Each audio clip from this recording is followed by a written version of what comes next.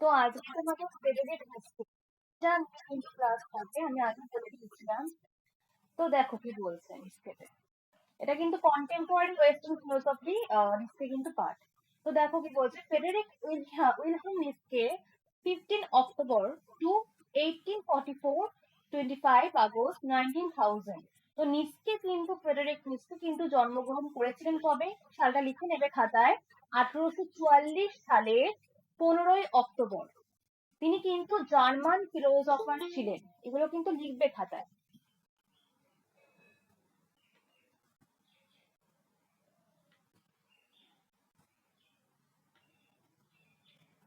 তো যেটা বলছিলাম, ফ্রেডরিক নিৎসকে কিন্তু 1844 সালের 15 অক্টোবর জার্মানিতে কিন্তু জন্মগ্রহণ করেছেন, লিখে নাও খাতায়। এবং তিনি কিন্তু মূলত তিনটে পরিচয়ে পরিচিত ছিলেন। ফার্স্ট কি, German philosopher, German philosopher, cultural critic and the philologist whose work has exerted a profound influence on modern intellectual history। তো তিনি কিন্তু মূলত তিনটে পরিচয়ে পরিচিত ছিলেন। ফার্স্ট কি, একজন জার্মান ফিলোসফার, একজন দার্শনিক।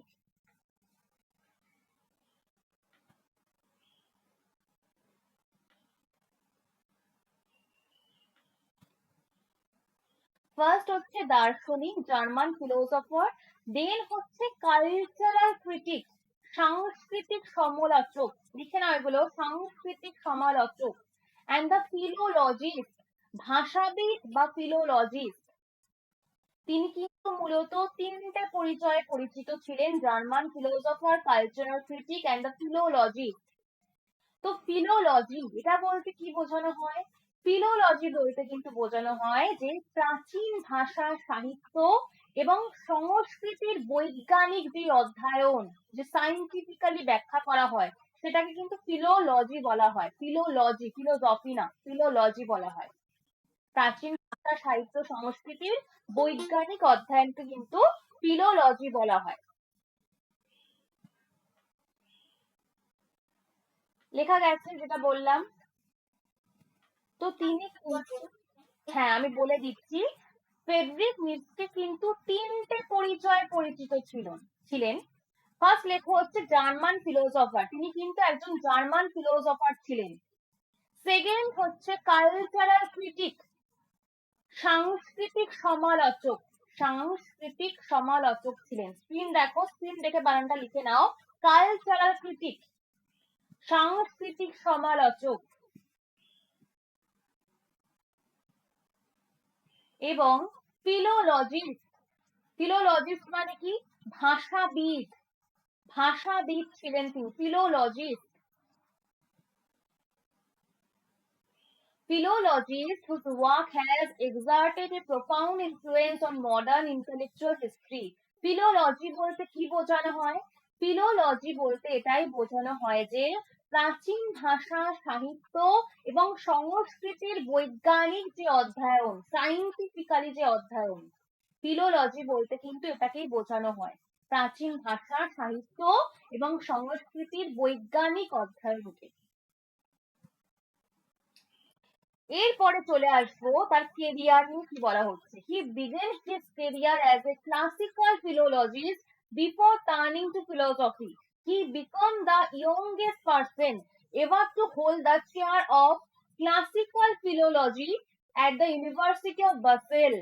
তো নিৎসকে কিন্তু তার কর্মজীবন শুরু করেছিলেন একজন ক্লাসিক্যাল ফিলোলজিস্ট হিসেবে। এবং তিনি কিন্তু প্রাচীন গ্রিক, রোমান ভাষা, সাহিত্য, সংস্কৃতি, এগুলো লিখতে হবে না, এগুলো কি কোশ্চেন আসে না, তো জেনে রাখবে, কারণ তোমাদের ইন্টারভিউতে কোশ্চেন করতে পারে এগুলো থেকে। তো জেনে রাখবে শুধুমাত্র। তিনি কিন্তু প্রাচীন গ্রিক, রোমান ভাষা, সাহিত্য, সংস্কৃতি নিয়ে গবেষণা করতেন। কিন্তু পরে তিনি ধীরে ধীরে কিন্তু এই যে দর্শন, এই যে ফিলোসফি, তিনি দর্শনের দিকে কিন্তু ঝুঁকে পড়লেন। এবং মানুষের জীবন, নৈতিকতা, ধর্ম, সংস্কৃতি, এগুলো নিয়ে কিন্তু গভীরভাবে চিন্তা ভাবনা করতে শুরু করলেন।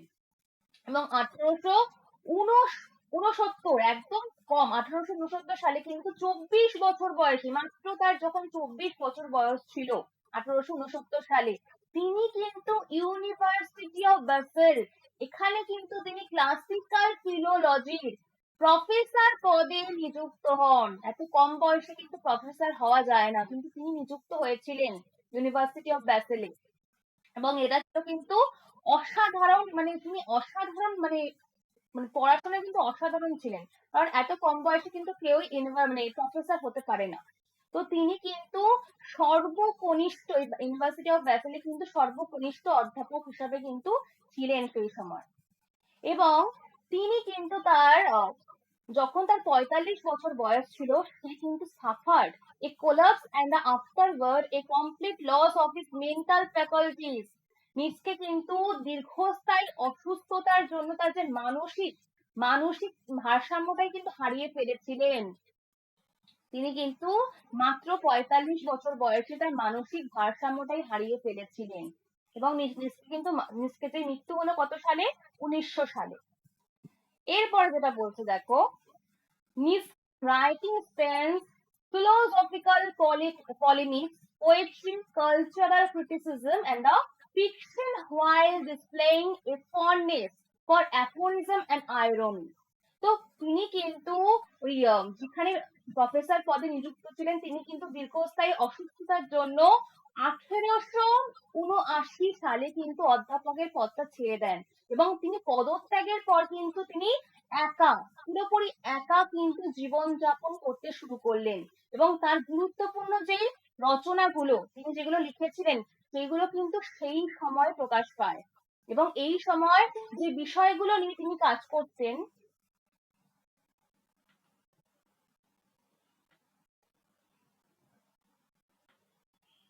তো যেটা বলছিলাম, এই সময় কিন্তু তিনি যে বিষয়গুলোকে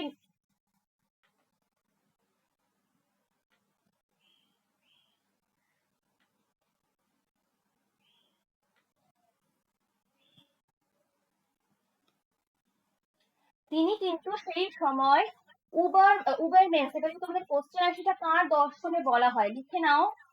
UBER, উবেরমেন্স, MN, উবের, ফার্স্টে লেখো UBER,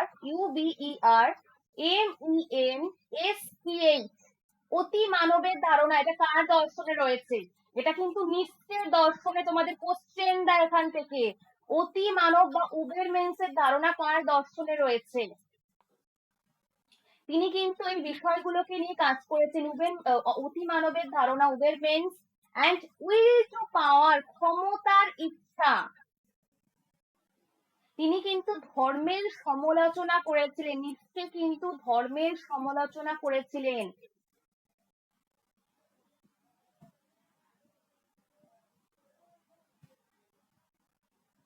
লেখা গেছে এগুলো।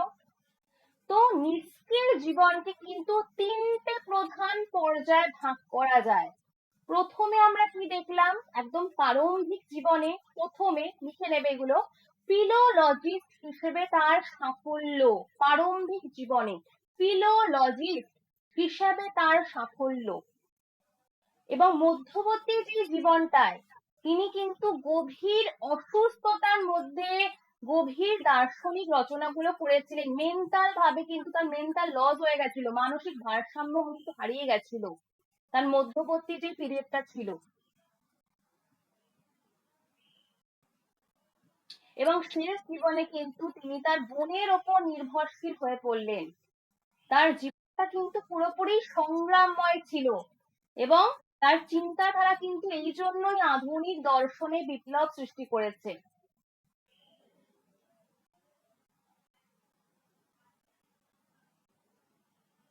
So his body of work touched a wide range including art, philology, history, music, religion, tragedy, culture, and the Jew inspirations from Greek tragedy, as well as Zoroaster, Arthur Schopenhauer। এদের থেকে কিন্তু তিনি প্রচন্ড মাত্রায় influence হয়েছিলেন। এই যে জোরাস্টার, শোপেনিয়ার, তারপরে রালফ ওয়ালডো, এর থেকে কিন্তু নিজকে কিন্তু প্রচন্ড মাত্রায় ইনফ্লুয়েন্স হয়েছিলেন।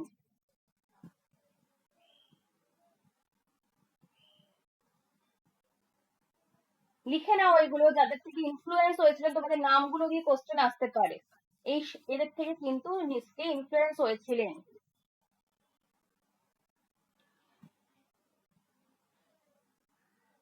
অ্যান্ড নিৎস্কের দর্শনে জেনিওলজি, তোমাদের কোশ্চেনে আসে জেনিওলজি বলতে কি বোঝায়?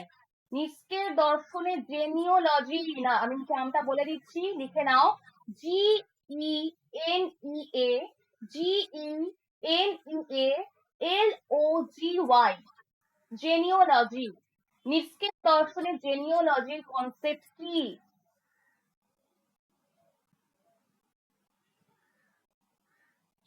তিনি এখানে বলেছিলেন যে যে কোন ধারণা উৎপত্তি এবং বিকাশ, কোন একটা ধারণার উৎপত্তি এবং বিকাশকে বিশ্লেষণ করা, এবং তিনি কিন্তু বিশেষ করে খ্রিস্ট ধর্ম ও নৈতিকতার উৎসটা কোথা থেকে আসছে সেটা কিন্তু খুঁজে দেখেছিলেন তার দর্শনে। তার মতে এই যে নৈতিকতা, হ্যাঁ বলো। হ্যাঁ আমি বলে দিচ্ছি, জেনিওলজি, নিৎস্কের দর্শনে জেনিওলজি বলতে কি বোঝায়। তিনি বলেছিলেন যে কোনো একটা ধারণার উৎপত্তি কোথা থেকে হচ্ছে সেটাকে বিচার বিশ্লেষণ করে আমাদের আগে দেখতে হবে। তিনি বিশেষ করে কিন্তু খ্রিস্ট ধর্ম, তিনি বিশেষ করে লিখে নাও এগুলো, তিনি বিশেষ করে কিন্তু খ্রিস্ট ধর্ম এবং নৈতিকতার উৎসটা খুঁজে দেখলেন। তার মতে এই যে নৈতিকতা আমরা বলি এথিক্স, এই নৈতিকতা কিন্তু কোনো ঈশ্বর প্রদত্ত কোনো সত্য নয়। এই নৈতিকতা কিন্তু মানুষেরই তৈরি। এই নৈতিকতা কিন্তু কোনো ঈশ্বর প্রদত্ত সত্য নয়, এটা মানুষই তৈরি করছে, ঈশ্বর দিচ্ছে না। এই নৈতিকতা কিন্তু ঈশ্বর তৈরি করছে না, কে তৈরি করছে? মানুষই তৈরি করছে। এই প্রসঙ্গে কিন্তু তিনি নৈতিকতাকে, তোমাদের ভেরি ভেরি ইম্পর্টেন্ট, দু ভাগে ভাগ করেছিলেন, master and slave morality, master morality and the slave morality, SLAVE, slave morality and master morality. Very very important, Nietzsche কিন্তু তার নৈতিকতাকে স্লেভ, SLAVE স্লেভ মোরালিটি।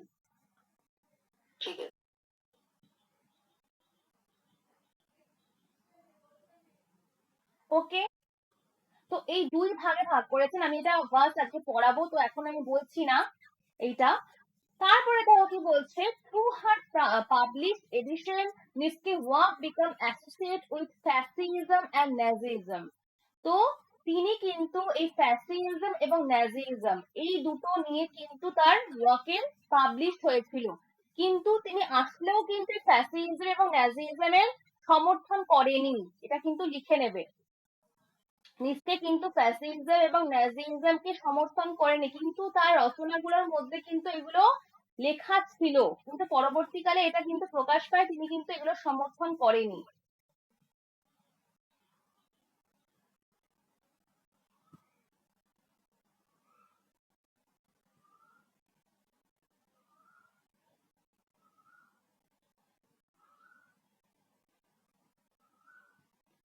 মানে এগুলো কিন্তু তার বিকৃত সম্পাদনার ফলে, মানে যেটা যে সম্পাদনা করেছিল সে কিন্তু তার রচনাগুলোকে বিকৃত ভাবে সম্পাদন করেছিলেন, এবং নিশ্চয় দর্শনকে কিন্তু ফ্যাসিবাদ ফ্যাসিবাদ এবং নাৎসিবাদ এই দুটোর সাথে কিন্তু যুক্ত করা হয়। কিন্তু বাস্তবে দেখা যায় কি, যে নিশ্চয় কিন্তু এই যে মতগুলো, এই ফ্যাসিজম ন্যাজিজম, এই মতগুলোর কিন্তু বিরোধিতা করেছিলেন, কিন্তু উল্টো ভাবে ইন্টারপ্রিটেশন করা হয়। And the 20th century scholars such as Walter Kaufman and the Hollingdale and the Geoff Bartley defended Nietzsche against this interpretation, and the corrected editions of his writings were soon made available. কিন্তু অনেক পরে অনেক পণ্ডিত নিশ্চে যেগুলো রচনা করেছিলেন সেগুলোকে কিন্তু সঠিকভাবে ব্যাখ্যা করলেন। তারা কারা? এই যে Walter Kaufmann and the Hollingdale and the Geoff Battle, তারা কিন্তু নিশ্চের প্রকৃত অর্থটাকে তুলে ধরলেন, নিশ্চের দর্শনের প্রকৃত অর্থটাকে তুলে ধরলেন এবং ভুল ব্যাখ্যাগুলোর কিন্তু সংশোধন করলেন। এর ফলে নিশ্চের কিন্তু সঠিক রচনাগুলো পরবর্তীকালে আবার নতুন ভাবে কিন্তু প্রকাশিত হলো। এবং 1960-এর দশকে নিশ্চের চিন্তাধারা আবার জনপ্রিয় হয়ে ওঠে। কারণ কি? কারণ এখানে কিন্তু মানুষ নতুন ভাবে তার দর্শনকে বুঝতে শুরু করে এবং সেটা কিন্তু আধুনিক সংকট, আইডেন্টিটি ক্রাইসিস, নিহিলিজম, আজকে পড়াবো নিহিলিজম, নিশ্চিত দর্শনের নিহিলিজম, এইগুলো কিন্তু তার চিন্তার সঙ্গে মিলে যায়।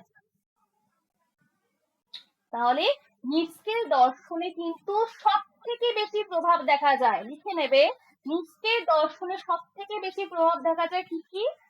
এক্সিস্টেন্সিয়ালিজম, ফার্স্ট কি অস্তিত্ববাদ, দেন হচ্ছে পোস্ট মডার্নিজম। নিচকের কিন্তু সব থেকে প্রভাব বেশি দেখা যায় কন্টিনেন্টাল ফিলোসফিতে। কন্টিনেন্টাল ফিলোসফি মানে কি? এক্সিস্টেন্সিয়ালিজম, অস্তিত্ববাদ, পোস্ট মডার্নিজম, উত্তর আধুনিকতাবাদ, উত্তর আধুনিকতাবাদ, অ্যান্ড পোস্ট স্ট্রাকচারালিজম, এটা মানে কি? উত্তর গঠনবাদ, as well as art, literature, poetry, politics and the popular culture. ওকে, লেখা গেছে? শুধু এই তিনটে জিনিস লিখে নেবে খাতায়, existentialism, post modernism and the post structuralism. হ্যাঁ, উত্তর গঠনবাদ। পোস্ট স্ট্রাকচারালিজম মানে কি? উত্তর গঠনবাদ।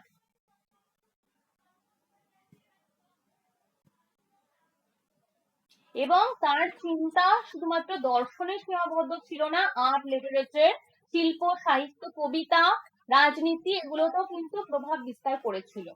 ওকে, এরপরে চলে আসবো বুকসে, তার যত ইম্পর্টেন্ট বুক ছিল।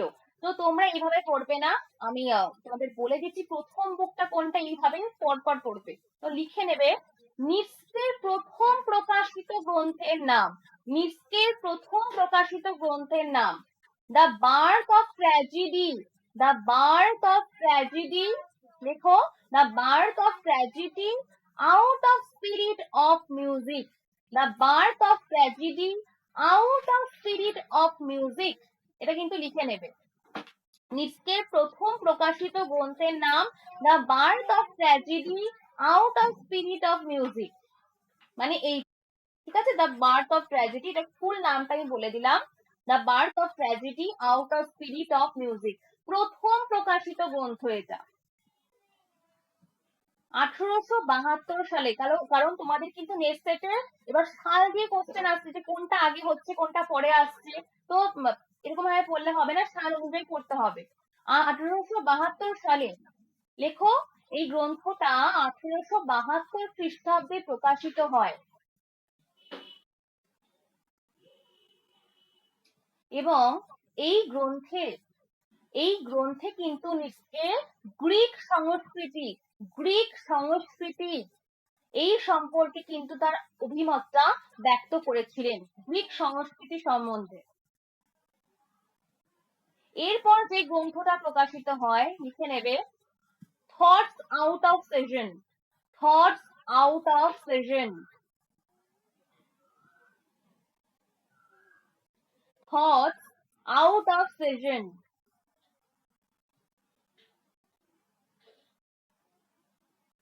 এই গ্রন্থে তিনি কিন্তু প্রধানত জার্মান সংস্কৃতি, জার্মান সংস্কৃতি নিয়ে আলোচনা করেছেন, থটস আউট অফ সিজন।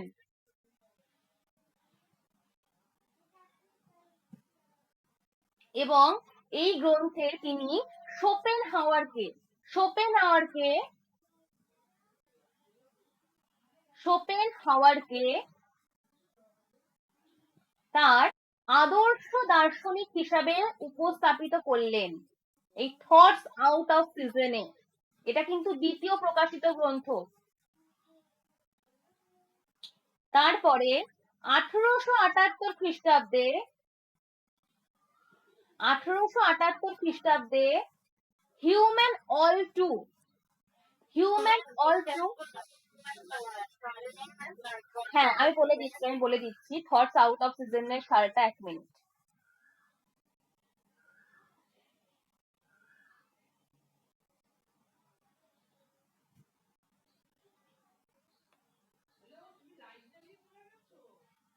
হ্যাঁ বলে দিচ্ছি, এটা হচ্ছে, লিখে নাও, দাঁড়াও 1 minute.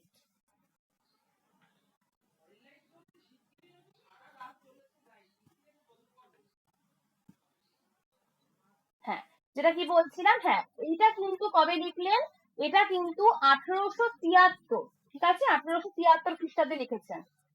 Thoughts out off season লেখা হয়েছে 1873। ওকে, এরপরে, হ্যাঁ 1873, এরপরে 1878 খ্রিস্টাব্দে, 1878 খ্রিস্টাব্দে তার পরবর্তী গ্রন্থ human all two human, human all two human, এটা কিন্তু প্রকাশিত হয় 1878 খ্রিস্টাব্দে। এটা হিউম্যান অল টু হিউম্যান প্রকাশিত হয়।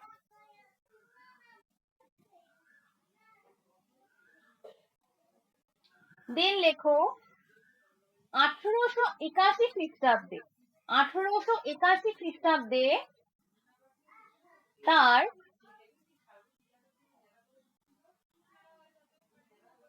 1881 খ্রিস্টাব্দে তার দ্য ডাউন অফ ডে,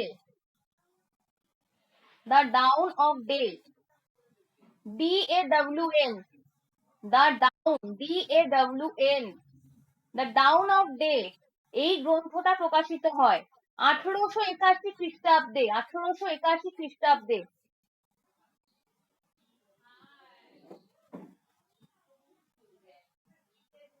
তারপরে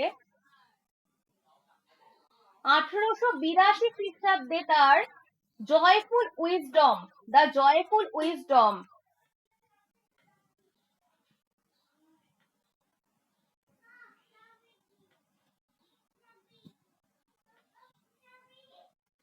কি বললাম, 1881 খ্রিস্টাব্দে তার দ্য ডাউন অফ ডে, এটা লেখা গেছে, প্রকাশিত হয় the down off day, DAWN, the down off day প্রকাশিত হয়।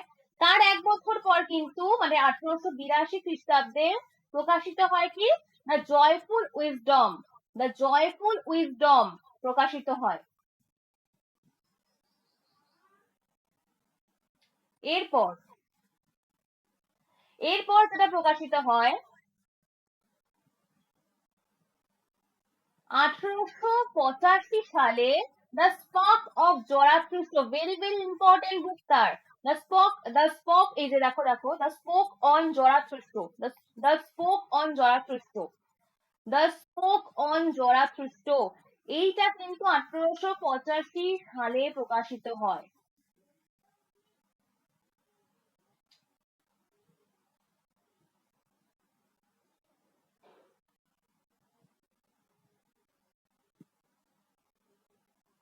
Very important, the spoke of Zarathustra, তোমাদের কিন্তু কোশ্চেন আসে, যেগুলো আমি ইম্পর্টেন্ট বলে দিচ্ছি, দ্য স্পোক অফ জরাথুস্ট্র দিয়ে কিন্তু কোশ্চেন আসে।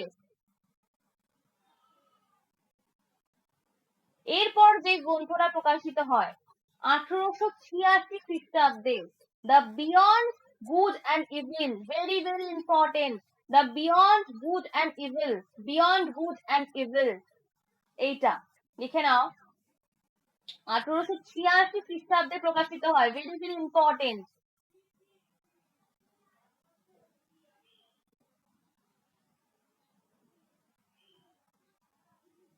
এরপর প্রকাশিত হয় কি, the genealogy of morals, on the genealogy of morals, এরপর প্রকাশিত হয় কিন্তু দ্য জেনিওলজি অফ মোরালস, এটা সালটা একটু দেখে নেবে সার্চ করে, ওকে, ওরকমই হবে 1887 সালেই হবে হয়তো, তাও একবার দেখে নেবে সার্চ করে, দ্য জেনিওলজি অফ মোরালস, এইটা কিন্তু এরপরে প্রকাশিত হয়।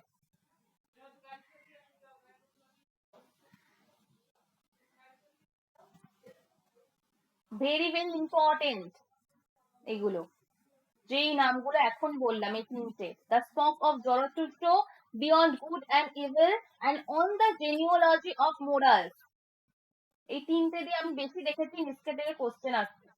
তো এবং জীবনের শেষ যখন তিনি পুরো উন্মাদ, উন্মাদ হওয়ার পুরো আগে, তিনি তো পাগল হয়ে গেছিলেন, আগেই বললাম তার মানসিক ভারসাম্যটা পুরো নষ্ট হয়ে গেছিল, তো তিনি কিন্তু মানে উন্মাদ হওয়ার আগে কিন্তু তিনি রচনা করেছিলেন the case of Wagner, the case of Wagner, the case of Wagner, the twilight, the twilight of the tools, the case of Wagner, লিখে নাও, আমি বানানগুলো বলে দিই, the case of Wagner, Wagner, Wagner,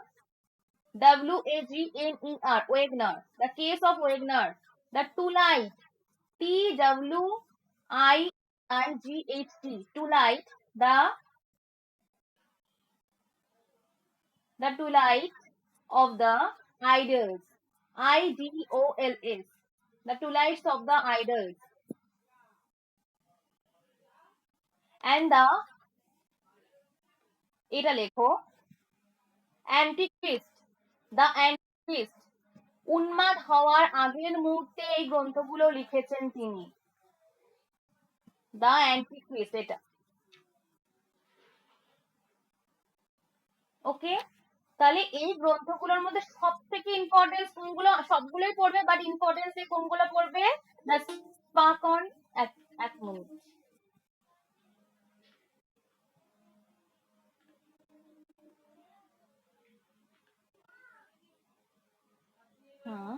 যেটা বলছিলাম, যেগুলো ইম্পর্টেন্স দিয়ে পড়বে সেগুলো কোনগুলো? The spoke on Zarathustra, the gay science, এটাও খুব important, the gay science. Okay, the gay সায়েন্সও কিন্তু ওই আগের মুহূর্তে লিখেছিলেন। And beyond good and evil, very very important এই তিনটে। আর on the genealogy of morals and the birth of tragedy, এই পাঁচটা কিন্তু সব থেকে বেশি দেখেছি কোশ্চেন আসছে এগুলো দিয়ে। তো এই পাঁচটা কিন্তু ভালো করে পড়বে, আমি সবগুলোই দিয়েছি এখানে। এরপরে নিষ্কের কিছু কোটস রয়েছে, সেগুলো কিন্তু পড়তে হবে। God is dead, God is dead, God remains dead, and we have killed him. Very very important quotation তুলে কোশ্চেন আসে যে এটা কে বলেছেন, God is dead, God remains dead, and we have killed him. এখানে বলছে কি, যে এখানে ঈশ্বরের যে মৃত্যু, ঈশ্বরের মৃত্যুটা কিন্তু আক্ষরিক নয়। আধুনিক যুগে কি হয়েছে, আধুনিক যুগে কিন্তু মানুষ ঈশ্বরের ওপর বিশ্বাস হারিয়েছে, আমরা তাকেই হত্যা করছি। নিশ্চয় বলছেন যে আমরা তাকেই হত্যা করছি, মানে গডকে আমরা হত্যা করেছি। তাই বলছে যে বিজ্ঞান যুক্তি আধুনিকতা, এই যে আমরা যে বিজ্ঞান যুক্তি আধুনিকতা, এইগুলোই কিন্তু এই যে ধর্মীয় বিশ্বাসকে, গডের ওপর আমাদের যে বিশ্বাস, সেই বিশ্বাসকে দুর্বল করে তুলেছে।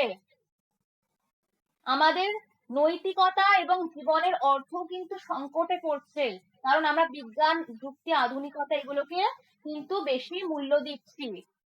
তো এখানে কিন্তু ঈশ্বরের মৃত্যু কিন্তু কোনো আক্ষরিক নয়।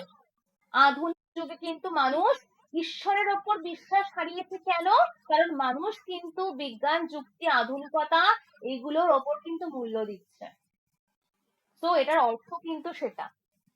এরপরে কি বলছে, nihilism, nihilism, quote and quote, এটাও দিয়ে কোশ্চেন আছে। Nihilism appears at the point not that the displeasure at existence has become greater than before, but because one has come to mistrust any meaning in suffering indeed in existence।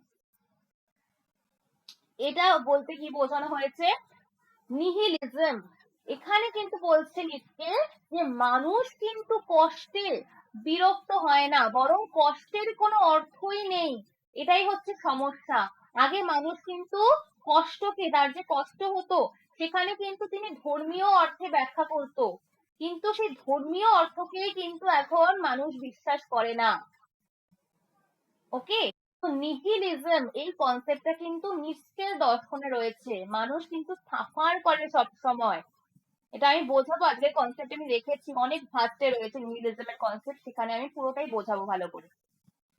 And to live is to suffer, and to survive is to find some meaning in the suffering। কি বলছে, যে এই যে জীবন, এই যে আমাদের জীবন, এই যে আমরা যে বাঁচছি, এই জীবন মানেই তো কষ্ট, কারণ টিকে থাকতে হলে কিন্তু সেই কষ্টের মধ্যেই তোমাকে বাঁচতে হবে, জীবন মানেই কষ্ট, কারণ জীবনের মূল্যটা আমাদেরকে তৈরি করতে হবে। যদি কষ্টও থাকে তোমার জীবনে, তোমার জীবনটা কিন্তু তোমাকে বাঁচতেই হবে।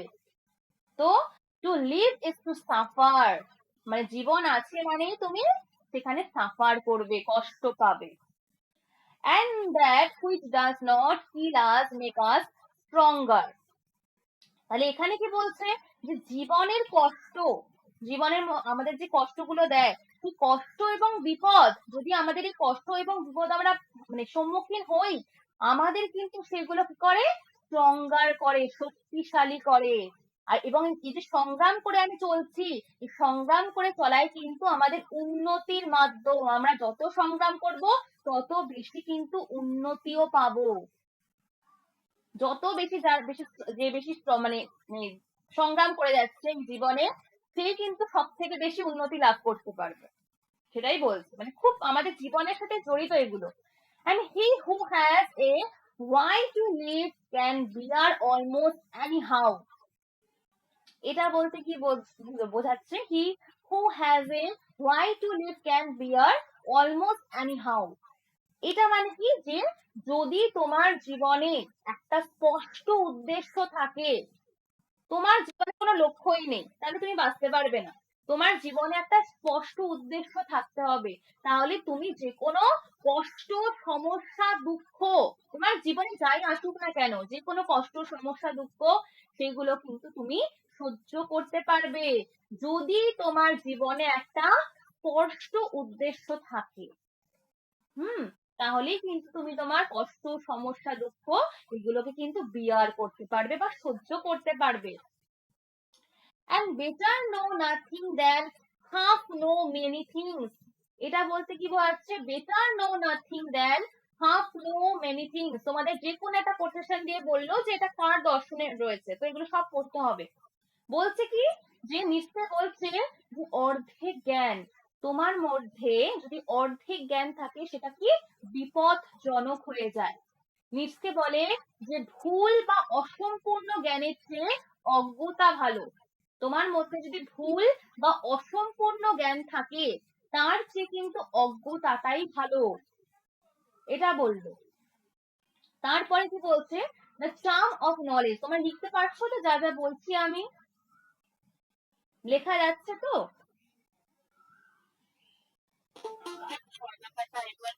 হ্যাঁ, আমি বলে দিচ্ছি, 1 মিনিট।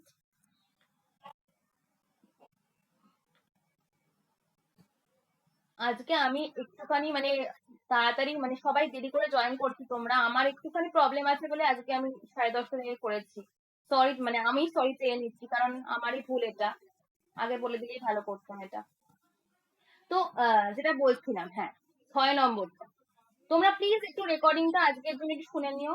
ওকে, বেটার নো নাথিং দেন হাফ নো মেনি থিংস। কি বলছে এখানে, যে এই যে আমাদের মধ্যে অর্ধেক জ্ঞান থাকে, তাই তো, সেই অর্ধেক জ্ঞানটা নিশ্চয় বলছে, আমাদের মধ্যে যে অর্ধেক জ্ঞান থাকে সেটা হচ্ছে কি বিপদজনক। নিচকে কি বলছেন, যে অর্ধেক জ্ঞান হচ্ছে বিপদজনক, কারণ এই যে ভুল বা অসম্পূর্ণ জ্ঞানের চেয়ে অজ্ঞতাটা ভালো।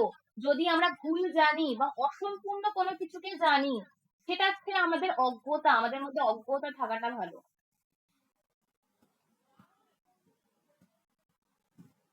ক্লিয়ার হয়েছে? মানে লেখা যাচ্ছে। হ্যাঁ হ্যাঁ, নিচকে পড়ানো হচ্ছে, নিচকে।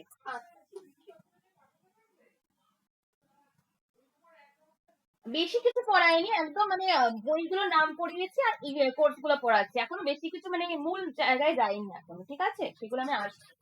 এগুলো মানে আমি শুধুমাত্র এখন কোর্স গুলো করছি, ডিসকাশন করছি। তো লিখে নাও এগুলো, ঠিক আছে। এরপরে কি বলছি, the charm of knowledge, the charm of knowledge would be small ইনডেড।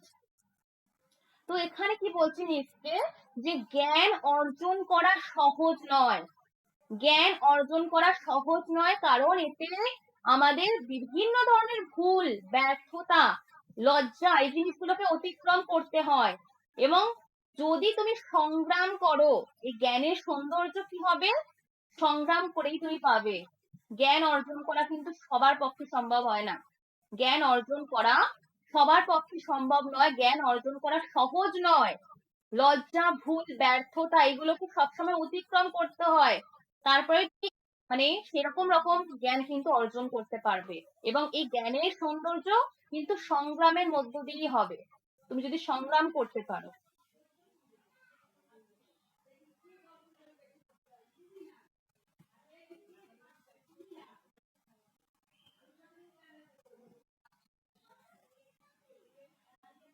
ওকে, এরপর যেটা বলছে, once and for all there are many things I choose not to know.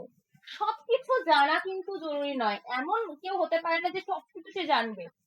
কিছু কখনো সময় কিন্তু সচেতন ভাবেই অজ্ঞ থাকা ভালো, তোমার মানসিক শান্তির জন্য। সবকিছুই তোমাকে জানতে হবে এটা কিন্তু নয়, সবকিছু জানা কিন্তু জরুরি নয়।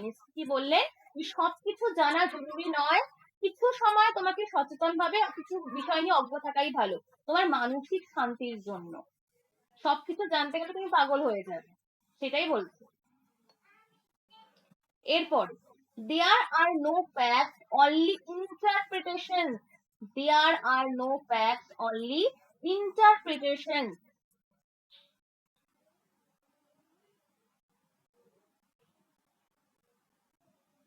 এইটা কিন্তু এইটা দিয়েও তোমাদের দেখেছি কোশ্চেন আসে, খুব ইম্পর্টেন্ট এটা। দেয়ার আর নো ফ্যাক্টস অনলি ইন্টারপ্রিটেশন, এই কোটেশনটা তুলে কোশ্চেন আসে। তো এটা কিন্তু নিশ্চয় সব থেকে বিখ্যাত ধারণাগুলোর মধ্যে একটা। কি বলছে যে দেয়ার আর নো ফ্যাক্ট, এখানে কোনো চূড়ান্ত সত্য নেই, এই জগতে কোনো চূড়ান্ত সত্য নেই, অনলি ইন্টারপ্রিটেশন। আমরা যা দেখছি, আমরা জগতে যা দেখছি তা আমাদের দৃষ্টিভঙ্গিরই ফল, এখানে কোনো চূড়ান্ত সত্য নেই, আমরা যা দেখছি তা আমাদেরই দৃষ্টিভঙ্গির ফল, আমরাই ইন্টারপ্রিটেশন করছি, কোনো চূড়ান্ত সত্য নেই এই জগতে, সবকিছুকে আমরাই ব্যাখ্যা করছি।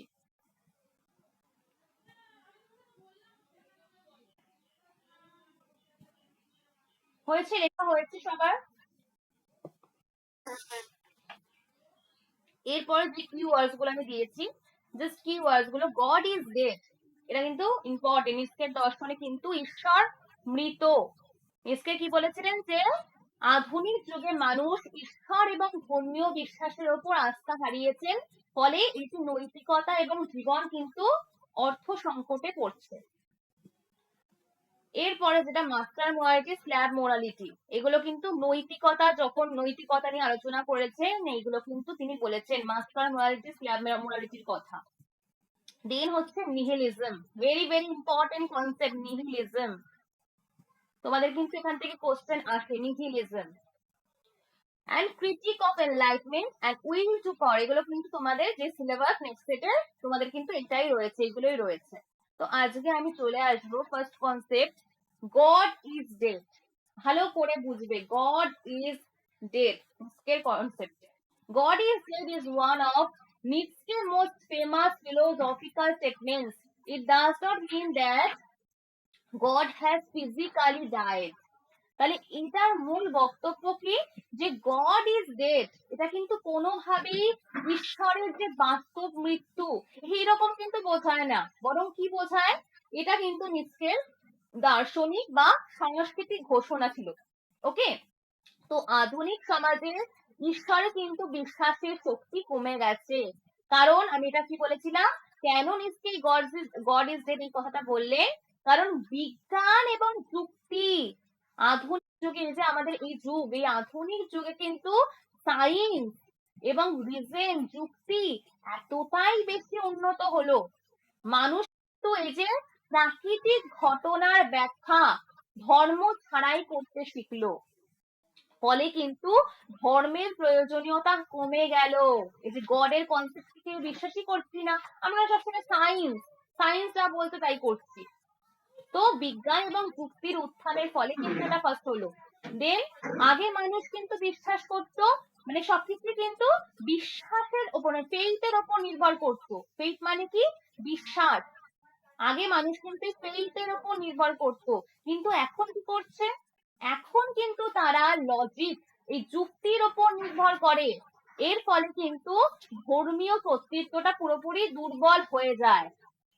and we have killed him, God kill, কি বলছে, we have killed him, নিচকে বলছেন যে আমরাই তাকে হত্যা করছি, এর মানে ঈশ্বর নিজে নিজে মারা যাননি, মানুষই তাকে মেরে ফেলেছে। কেন, আমরা তো এখন বিজ্ঞান নিয়েই থাকছি, সায়েন্সকেই বিশ্বাস করছি, কিভাবে আমি ঈশ্বরকে হত্যা করছি, বিজ্ঞান এবং যুক্তির মাধ্যম দিয়ে ধর্মীয় বিশ্বাসকে প্রশ্ন করছি, অর্থাৎ মানুষ কিন্তু নিজেরাই ঈশ্বরের ধারণাকে কি করছে, দুর্বল করেছে।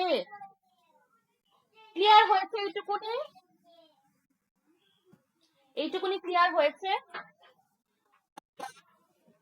So Nietzsche says we have killed him. আমরাই তাকে হত্যা করছি।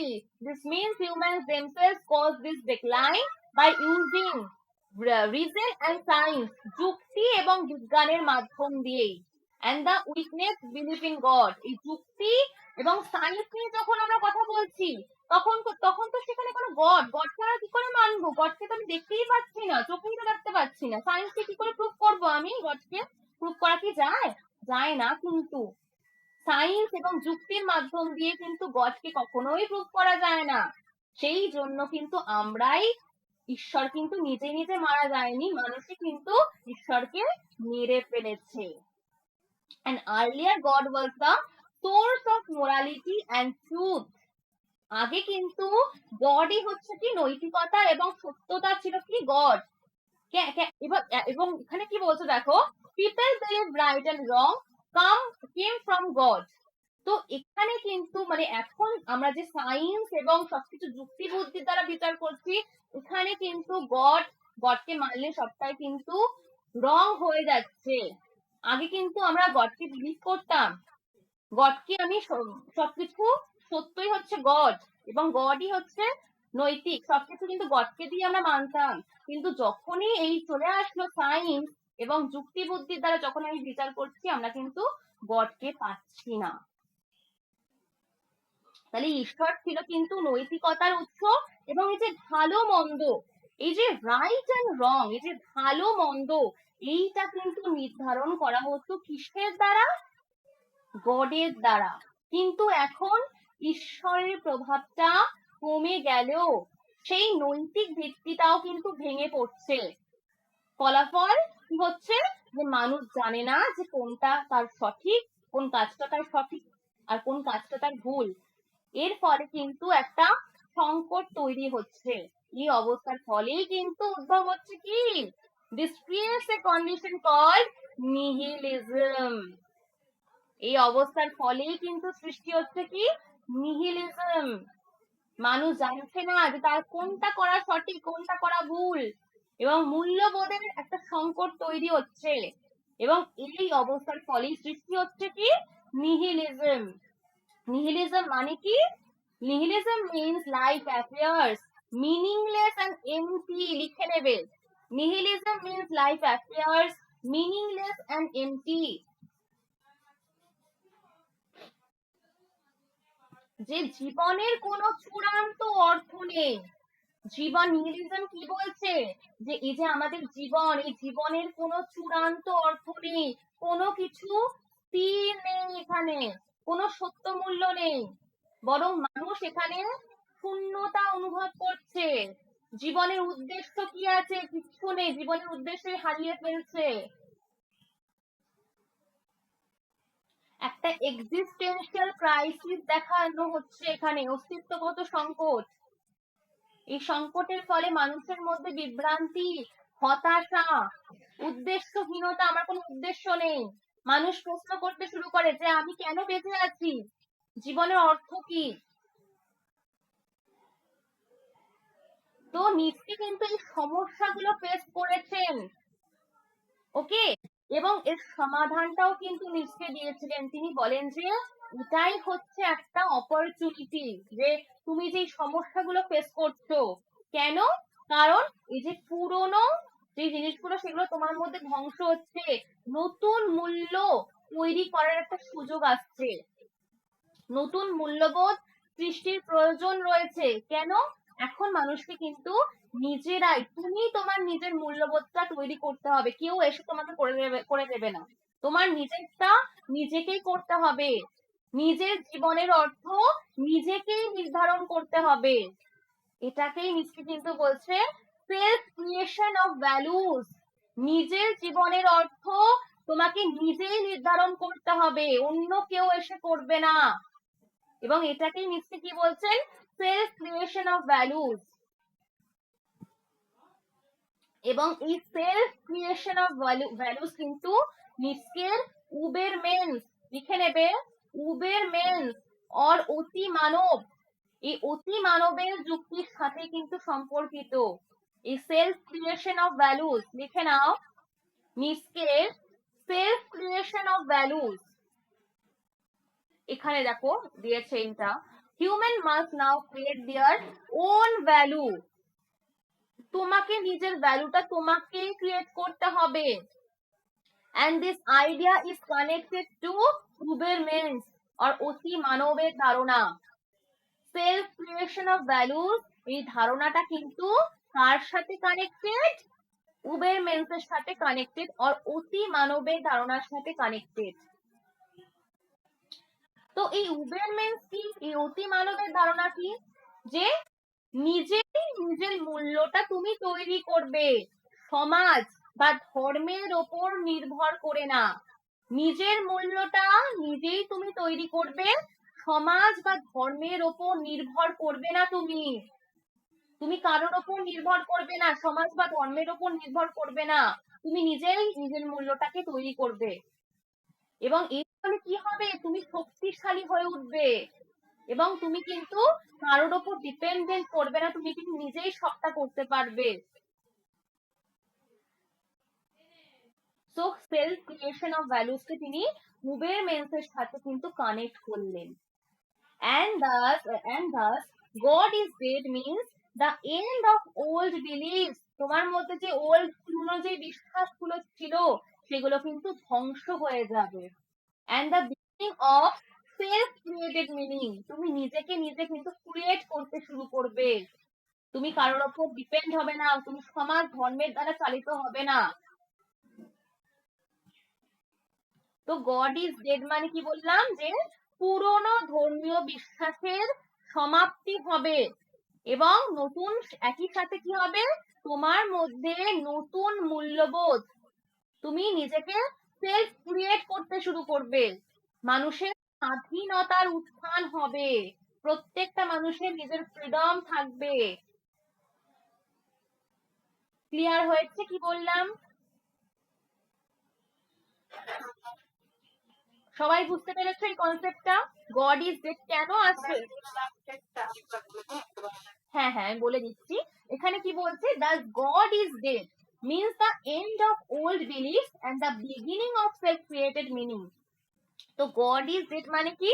যে পুরনো বিশ্বাস যেগুলো ছিল, পুরনো ধর্মীয় যে বিশ্বাসগুলো আমাদের মধ্যে ছিল সেগুলো কিন্তু একদম এন্ড হয়ে যাবে, সমাপ্তি হবে এবং ঐতিহ্যগত নৈতিকতারও পতন হবে, সাথে সাথে নতুন মূল্যবোধের সূচনা হবে, তুমি নিজেকে ক্রিয়েট করতে শুরু করবে, প্রত্যেকটা মানুষের স্বাধীনতার উত্থান হবে, তুমি কোনো সমাজ বা ধর্মের ওপর নির্ভরশীল হবে না, তোমার নিজের স্বাধীনতা থাকবে।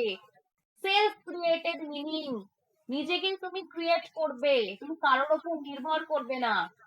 যেই গড ইজ ডেড মানে এই কথাটার অর্থ, মানে যেখান থেকে এন্ড হলো সেখান থেকে কিন্তু এটা সূচনা হয়ে গেল। Okay, God is dead means the end, মানে যখন এটা বললো তখন কিন্তু কি হলো? এন্ড অফ ওল্ড বিলিফ, সেই পুরনো ধর্মীয় বিশ্বাসগুলোর সমাপ্তি হয়ে গেল এবং সেখান থেকে কি সূচনা হলো? Self created of meaning. খুব সুন্দর, নিশ্চয় কনসেপ্ট গুলো খুব আমাদের জীবনের সাথে রিলেটেড করার মতো, একদমই। বোঝা গেছে? মানে লেখা গেছে? ওকে, এরপর আমি চলে আসবো nihilism. What is called nihilism? তো এখানে কি বলছে নিচে? Nihilism means life has no fixed meaning, value or truth. People realize that there is no absolute moral rule, no universal truth. তো নিহিলিজম মানে হলো কি? যে জীবনের কোনো নির্দিষ্ট অর্থ বা মূল্য নেই। কি বললাম? যে জীবনের কোনো নির্দিষ্ট অর্থ বা মূল্য নেই। সহজভাবে আমি যদি বলি তাহলে কি হয়? জীবনের কোনো আসল উদ্দেশ্যই নেই। এই ধারণাই হলো কি নিহিলিজম, যে জীবনের কোনো আসল উদ্দেশ্যই নেই। কেন এই নিহিলিজম আসছে নিস্কের মতে? কেন এই কনসেপ্টটা এলো নিহিলিজমের? কারণ নিস্কে বলছেন কি, যখন এই যে পুরনো বিশ্বাস, যখন এই পুরনো বিশ্বাসটা ভেঙে যায় তখন কিন্তু নিহিলিজম আসে। বিশেষ করে কি, গড ইজ ডেড, যখন আমরা বলছি যে গড ইজ ডেড, এইটা হওয়ার পরই কিন্তু আমাদের মধ্যে যে পুরনো বিশ্বাসগুলো ছিল সেগুলো ভেঙে ভেঙে গিয়ে কিন্তু নতুন বিশ্বাস আসে। মানুষ যখন ঈশ্বরে বিশ্বাস হারায়, তাহলে আগে কি ছিল, ধর্ম মানুষকে, এই যে আমাদের জীবন, এটা কিন্তু ধর্মের দ্বারাই চালিত হতো। ধর্ম মানুষকে কিন্তু এই যে জীবনটাকে বুঝতে সাহায্য করতো, ভালো মন্দ কিন্তু ধর্মই শেখাতো। কিন্তু এখন মানুষ কিন্তু এই ধর্মের দিক নির্দেশনা হারিয়ে ফেলে, এখন কিন্তু সায়েন্স, যুক্তি বুদ্ধির দ্বারাই বিচার করছে সবকিছুকে। এর ফলে কি হচ্ছে, নিহিলিজমের কারণে মানুষ কিন্তু বিভ্রান্ত হয়ে যাচ্ছে। People realize that there is no absolute moral rule, no universal truth, কোনো universal truth নেই। নিহিলিজমের কারণে লিখে নেবে, মানুষ কিন্তু বিভ্রান্ত হয়ে যায়, কি ঠিক কি ভুল কোনো কিছুটাই বুঝে উঠতে পারে না। মনে হয় কি, যে জীবনটা অর্থহীন, হতাশা আসে সবসময়, নিহিলিজমের ফলে সবসময় হতাশা আসে, জীবনটা পুরোপুরি ফাঁকা বা মূল্যহীন মনে হয়। তাই নিশ্চয় কিন্তু এটাকে, নিহিলিজমকে ডেঞ্জারাস বা বিপজ্জনকও বলেছেন। তো এখানে বলছি কি, why does nihilism arise, কেন arise করছে?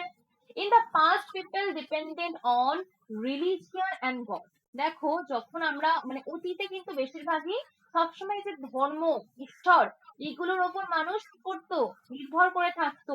পাস্টে with the rise of science and reason, faith become weaker.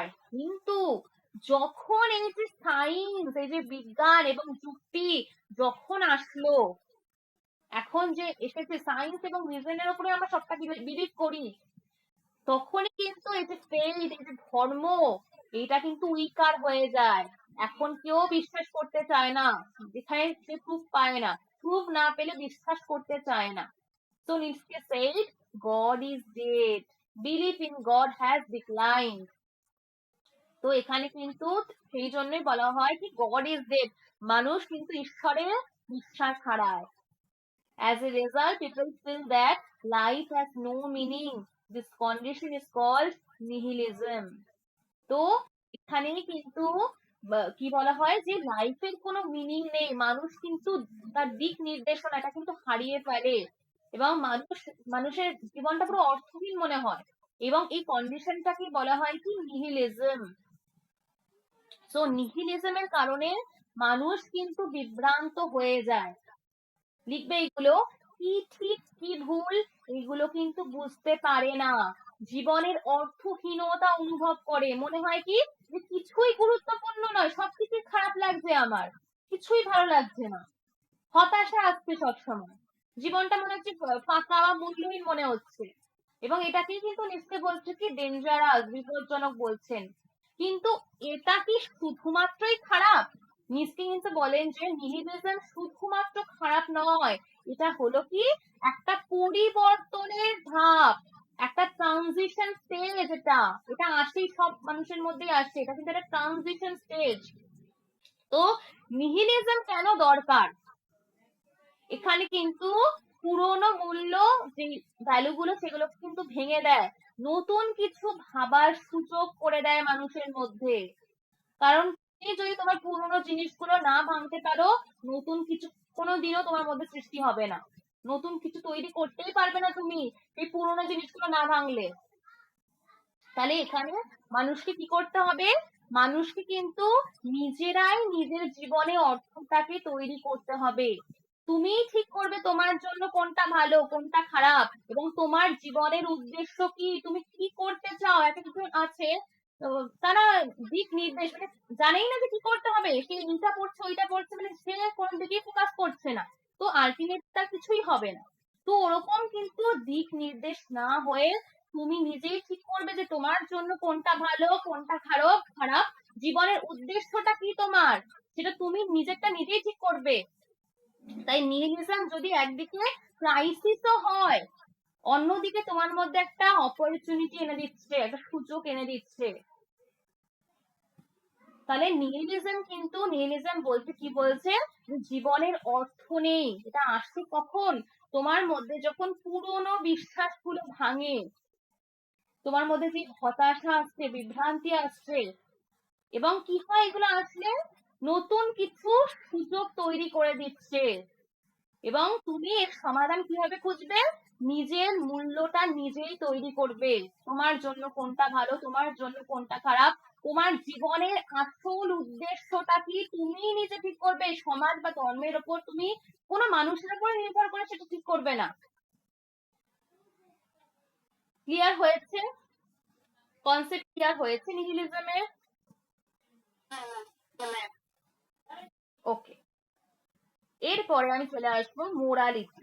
ওকে, তো নিস্কের কিন্তু এই যে নৈতিকতা সম্বন্ধে মাস্টার মোরালিটি এবং স্ল্যাব মোরালিটি, এই দুটো কনসেপ্ট রয়েছে। তার আগে কিন্তু তোমাকে জানতে হবে যে what is called morality according to নিস্কের, হোয়াট ইজ কল্ড মোরালিটি, এটা কিন্তু জানতে হবে যে মোরালিটি বলতে নিস্কে কি বোঝাতে চেয়েছে। তো নিজকে কিন্তু মোরালিটি বলতে, যে এই যে এতক্ষণ ধরে বললাম যে এই যে অনেক সময় মনে হয় যে মানুষ যেন খুব স্বার্থপর বা খুব মানে কি মানে অনৈতিকতা, নিষ্ঠুরতা এগুলোকে সমর্থন করে, কিন্তু আসলে কিন্তু সেগুলো নয়। নিজকে কিন্তু বলেছেন কি, যে মানুষ কিন্তু প্রচলিত নৈতিকতার দাস নয়, মানুষ নিজেই নতুন নৈতিকতাটা তৈরি করতে পারে। মানুষ নিজেই কিন্তু নতুন নৈতিকতা তৈরি করতে পারে। এবং নৈতিকতা সম্পর্কে নিজকে কি বলেছিলেন, যে মানুষ হচ্ছে স্বাধীন, মানুষ কিন্তু নিজের মতো করে যে মোরাল ভ্যালুস গুলো যেটা রয়েছে, সেই মোরাল ভ্যালুস, নৈতিক মূল্যগুলোকে বেছে নিতে পারে। সে কিন্তু সমাজ বা ধর্মের নিয়মে বাধ্য নয়। মানুষ কিন্তু নৈতিক মূল্য, নতুন নতুন মূল্য কিন্তু তৈরি করা উচিত। শুধুমাত্র স্বাধীনতা থাকলেই হবে না, নতুন ভ্যালুস গুলো কিন্তু সৃষ্টি করাও জরুরি। এবং এই দুটো ধারণাই আসে কিন্তু নিস্কের উইল টু পাওয়ার থেকে। লিখে নেবে, এই দুটো, এই নৈতিকতা সম্বন্ধে এই যে দুটো ধারণার কথা আমি বললাম, মানুষ হচ্ছে স্বাধীন, মানুষকে নতুন মূল্য তৈরি করা উচিত, এই দুটোই কিন্তু আসে তার উইল টু পাওয়ার থেকে, ইচ্ছা শক্তি থেকে।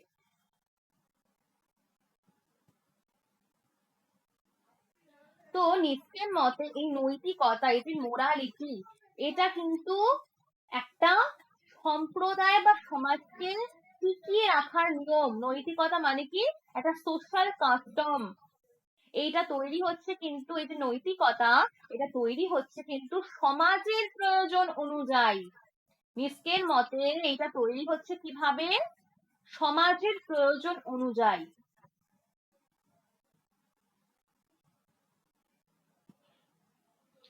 তো এই যে নৈতিকতা, নিস্কের মতে নিস্ক কি বলছে, এর উদ্দেশ্য কি, এই যে নৈতিকতা, এই নৈতিকতার উদ্দেশ্য কি। তো নিস্কের মতে এই নৈতিকতার উদ্দেশ্য হলো এই যে ক্ষতিগুলো হচ্ছে, মানুষের যে ক্ষতি হচ্ছে, এই ক্ষতিগুলো এড়ানো, ক্ষতিগুলোকে এড়ানো, মানুষের যে ক্ষতিগুলো হচ্ছে, নিরাপত্তা বজায় রাখা, মানুষের নিরাপত্তা বজায় রাখা, এবং সমাজকে সবসময় স্থিতিশীল রাখা। ফার্স্ট পয়েন্ট কি বললাম, ক্ষতি, এই যে মানুষের যে ক্ষতিগুলো হচ্ছে সেইগুলোকে কিন্তু এড়াতে হবে। এই নিরাপত্তা বা নৈতিকতার লক্ষ্য কি, যে মানুষের নিরাপত্তাটা বজায় রাখা, ক্ষতিগুলোকে এড়ানো এবং সমাজকে স্থিতিশীল রাখা।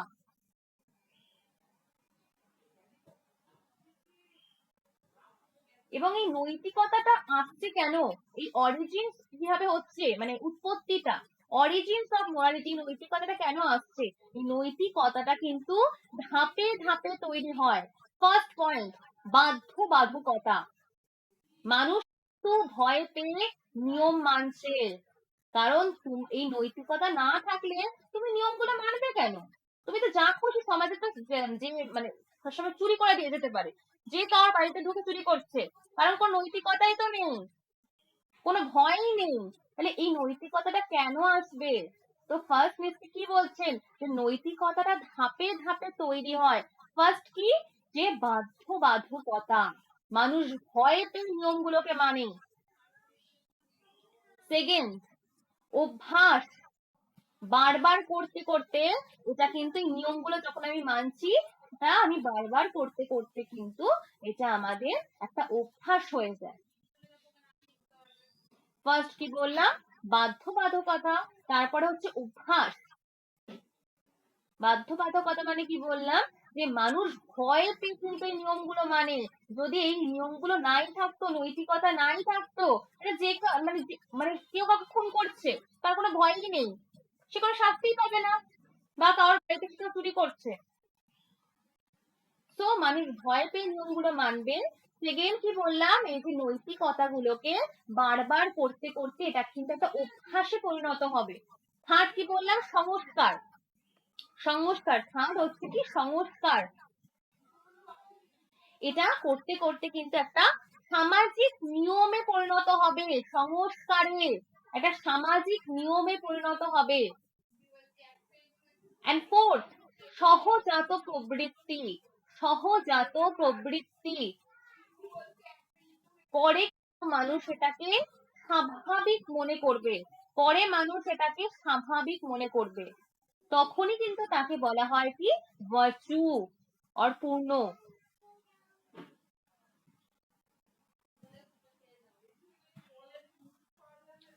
লেখা যাচ্ছে এগুলো।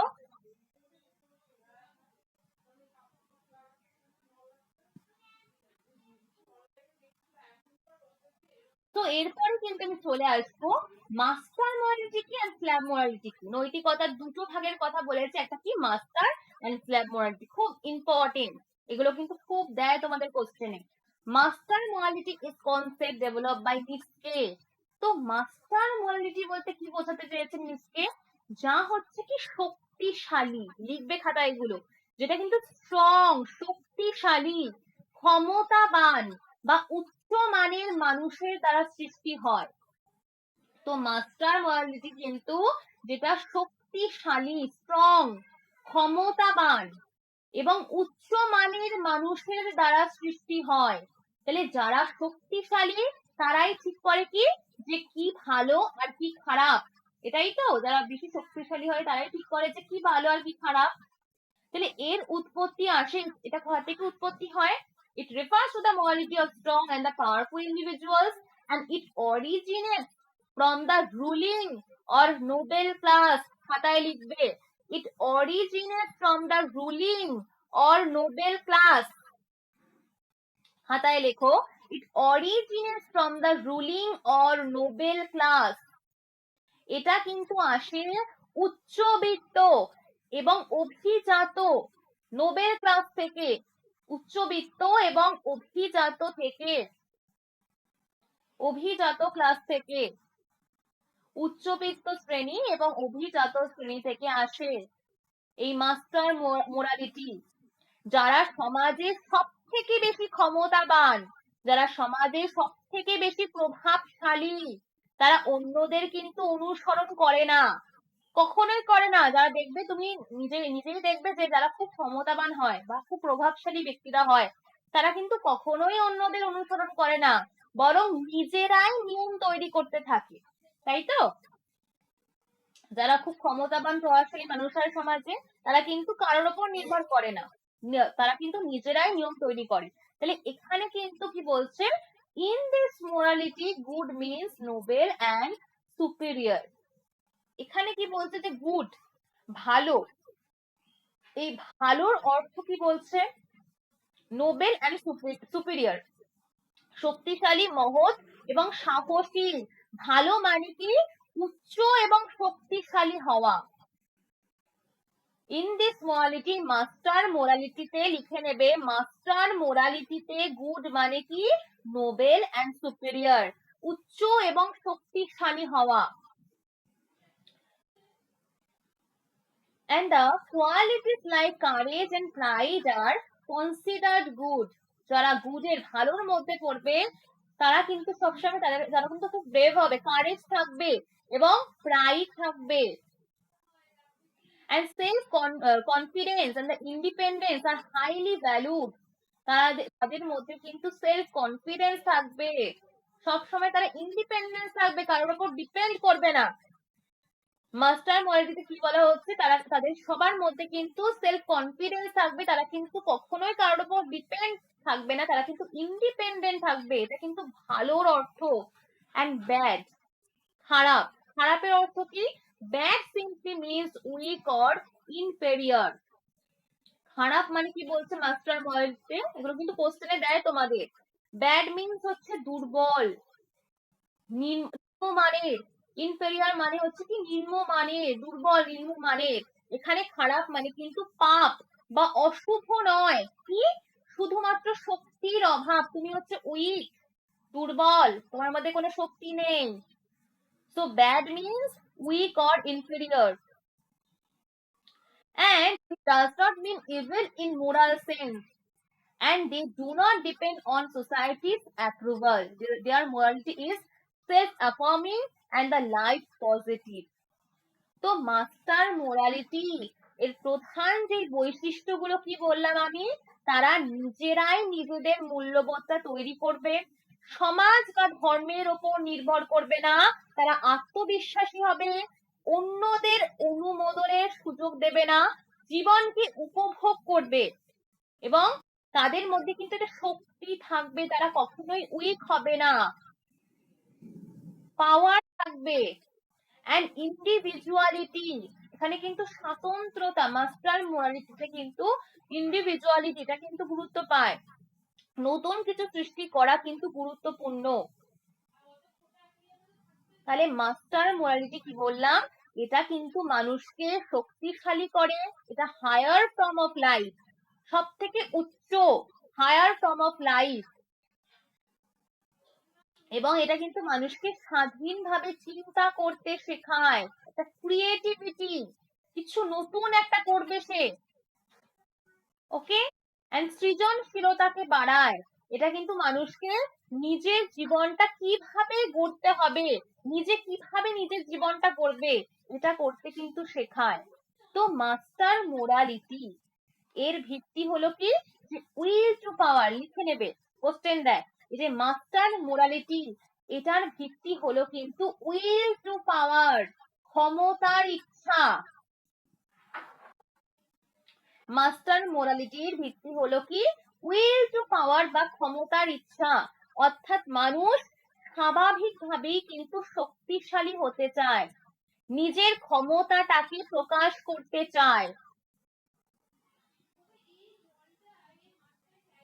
তো মাস্টার মোরালিটি কিন্তু অনুসরণ করে যে মানুষ কিভাবে স্বাধীন হবে, কিভাবে সৃষ্টিশীল হবে, কিভাবে শক্তিশালী হবে, সে কখনোই দুর্বল হবে না, এবং আত্মনির্ভর হবে, তুমি কারোর উপর নির্ভর করবে না, তুমি আত্মনির্ভর হবে।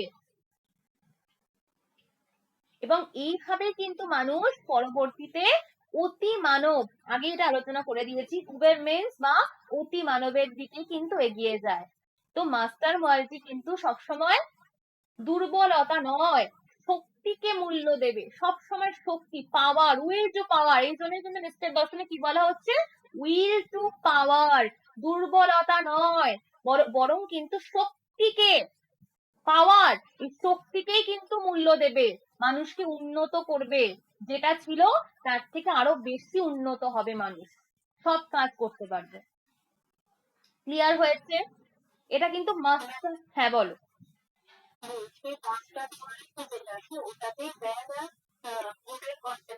হ্যাঁ হ্যাঁ, ব্যাড মানে কি বললাম, যেটা উইক, সব থেকে দুর্বল, ইনফেরিয়ার, তোমাকে, হ্যাঁ একদম। আর গুড মানে কি বললাম, তোমার মধ্যে কি হবে, তোমাকে সুপিরিয়ার করবে সব থেকে, তোমার মধ্যে সবসময়, একদম একদম। তো এটাই কিন্তু রয়েছে মাস্টার মোরালিটিতে, আর তোমাকে কিন্তু এটাই হতে হবে, গুডের যে পয়েন্টস গুলো বললাম, তোমার মধ্যে এটা থাকতে হবে, ওকে। এরপরে চলে আসবো স্লেভ মোরালিটি। স্লেভ মোরালিটি, আগে খাতায় পয়েন্টস করো, স্লেভ মোরালিটি, নৈতিকতার কিন্তু দুটোই পার্ট, একটা মাস্টার একটা স্লেভ। সো ফার্স্ট দেখো কি বলছে, slave morality is a concept introduced by Nietzsche. It refers to the morality of weak and oppressed people. তো এখানে কিন্তু ফ্রেডরিক নিটসে স্লেভ মোরালিটি ধারণাটা বলেছিলেন, তিনি কিন্তু বললেন কি, এটা হচ্ছে এমন এক ধরনের নৈতিকতা যেটা কিন্তু সব থেকে দুর্বল, নিপীড়িত এবং ক্ষমতাহীন মানুষদের মধ্যে গড়ে ওঠে। তাহলে স্লেভ মোরালিটি কিন্তু সব থেকে যারা উইক, নিপীড়িত, ক্ষমতাহীন সেই সব মানুষদের মধ্যেই গড়ে ওঠে। তাহলে স্লেভ মোরালিটি কিন্তু যেখানে যারা ক্ষমতাহীন, তারা সরাসরি কখনোই তাদের শক্তিকে প্রকাশ করতে পারে না, তারা নিজেদের দুর্বলতাকে নৈতিক গুণ হিসাবে প্রতিষ্ঠা করে, তাদের মধ্যে যে দুর্বল গুণগুলো রয়েছে নিজেদের দুর্বলতাকে নৈতিক গুণ হিসেবে দেখে, এবং তারা কিন্তু বাস্তব শক্তির বদলে নৈতিক মূল্যবোধের মাধ্যমে নিজেদের শ্রেষ্ঠ প্রমাণ করতে চায়। It develops among those who lack power, and these people cannot express strength directly, so they create a different systems of values. একদমই উল্টোটা, মাস্টার ময়ার্ভির একদমই এটা উল্টো। তো সমাজে দুই ধরনের মানুষ থাকে, একটা কি শক্তিশালী আর একজন স্লেভ, মানে দুর্বল। তাহলে দুর্বল মানুষটা কি হয়, শক্তিশালীদের বিরুদ্ধে কিন্তু সরাসরি লড়তেও পারে না। যারা উইক থাকে বা দুর্বল থাকে তারা কিন্তু এই মাস্টার বা শক্তিশালীদের বিরুদ্ধে কিন্তু সরাসরি লড়তে পারে না, তাই তারা কিন্তু মানসিক ভাবে রিয়াকশন করে সবসময়, এবং এই প্রতিক্রিয়া থেকে জন্ম হয় কিন্তু এক বিশেষ মানসিকতা, যাকে কিন্তু নিশ্চয় কি বলে, রিসেন্টমেন্ট। লিখে নাও, রিসেন্টমেন্ট, RESSEN, RESSENTIMENT,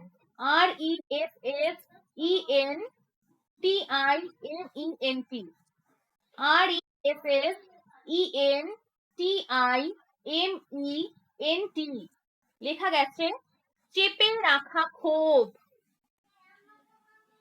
কারণ তারা শক্তিশালীদের বিরুদ্ধে লড়তে পারছে না, তো তারা দুর্বল, কি করে লড়বে?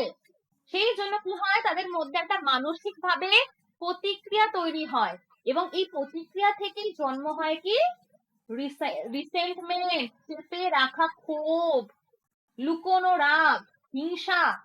সেই মাস্টার কোয়ালিটি, মানে মাস্টার যারা রয়েছে সেই শক্তিশালী মানুষদের প্রতি তাদের একটা লুকোনো রাগ তৈরি হয়, হিংসা তৈরি হয়, এবং অসহায়, তারা এতটাই অসহায় হয়ে পড়ে, সেখান থেকে কিন্তু জন্ম নেয় কি তাদের প্রতি, যারা শক্তিশালী তাদের প্রতি একটা ঘৃণা জন্ম নেয়। তাহলে স্লেভ মোরালিটির কিন্তু গুরুত্বপূর্ণ বৈশিষ্ট্য হলো কি, যে তারা কিন্তু সবসময় কিন্তু দুর্বল থাকে, এবং রিভলিউশন অফ ভ্যালুস, মূল্যবোধের সম্পূর্ণ উল্টে দেয় তারা। এখানে কিন্তু আবার স্লেভ মোরালিটিতে কিন্তু গুড এবং ইভিল সম্বন্ধে বলা হয়েছে। দেখো এখানে গুড সম্বন্ধে কি বলা হচ্ছে, in this morality good means humanity and kindness. এই স্লেভ মোরালিটিতে গুড মানে কি, যে দয়া করা কাউকে, সহানুভূতি দেখানো, ধৈর্য ধরা বা ক্ষমা করা, পেশেন্স এন্ড ফরগিভনেস, কাউকে ক্ষমা করে দেওয়া বা পেশেন্স, ধৈর্য, আর also seen as good. Slave মোরালিটিতে কিন্তু এগুলোই হচ্ছে কি গুড কোয়ালিটিস, লাইক সিম্প্যাথি, কারোর প্রতি সিম্প্যাথি, কম্প্যাশন। হ্যাঁ বলো।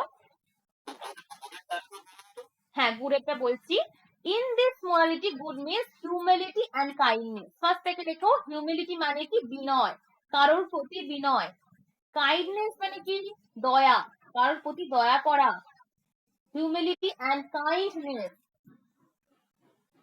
and patience and forgiveness are also seen as good. Patience মানে কি, পেশেন্স মানে কি ধৈর্য, and the forgiveness মানে কি, যে ক্ষমা করে দেওয়া, this means is good, এগুলো মানে কিন্তু গুড স্ল্যাব মোরালিটিতে। and evil means কি, evil refers to strength, power and the dominance. evil মানে কি, যে শক্তি, ক্ষমতা, আধিপত্য, ডমিনেন্স, স্ট্রেংথ, পাওয়ার, ডমিনেন্স, শক্তি, ক্ষমতা, আধিপত্য। আধিপত্য মানে হচ্ছে ডমিনেন্স, পাওয়ার মানে ক্ষমতা, এবং শক্তি মানে কি স্ট্রেংথ। এখানে ইভিল মানে কিন্তু এগুলো, বোঝা গেল? এখানে কিন্তু খারাপ মানে কি, তোমার মধ্যে যদি স্ট্রেংথ থাকে, পাওয়ার থাকে, ডমিনেন্স থাকে, এগুলো হচ্ছে খারাপ। অর্থাৎ আমরা কি দেখলাম, যা মাস্টার মোরালিটিতে ভালো, এখানে সেগুলো খারাপ। আমরা কি দেখেছিলাম? এগুলো মাস্টার মোরালিটিতে ভালো দেখেছিলাম তো, যে মাস্টার মোরালিটিতে স্ট্রেংথ, পাওয়ার, ডমিনেন্স, এগুলো কিন্তু ভালো। কিন্তু এখানে কি দেখলাম? এখানে খারাপ হয়ে গেল এগুলো, ইভিলের। কি বলছি বুঝতে পারছো? একদম। তাহলে নিচকে কিন্তু মনে করেন বিশেষ করে যারা খ্রিস্ট ধর্মতে বিশ্বাসী, তারা কিন্তু এই যে স্লেভ মোরালিটিকে শক্তিশালী করে। নিচকে কিন্তু মনে করেন বিশেষ করে যারা খ্রিস্ট ধর্মকে মানে বিশ্বাস করে, তারাই কিন্তু এই স্লেভ মোরালিটিতে বিশ্বাস করে। এবং এটা শেখায় কি? বিনয়, আনুগত্য, তোমাকে কষ্ট সহ্য করো। সবসময় তুমি যেটা মাস্টার মোরালিটিতে কি বলা হচ্ছে, তুমি কষ্ট সহ্য করবে না, কিন্তু এখানে কি বলা হচ্ছে? তুমি কষ্ট সহ্য করো, তুমি আনুগত্য তোমার মধ্যে থাকুক, দুর্বল হওয়া ভালো সবসময়। এখানে কিন্তু বলছে দুর্বল হওয়া ভালো, এবং জীবনে কষ্ট, পরজীবনে, এই জীবনে কষ্ট করবে, তাহলেই তুমি পরজীবনে পুরস্কার পাবে।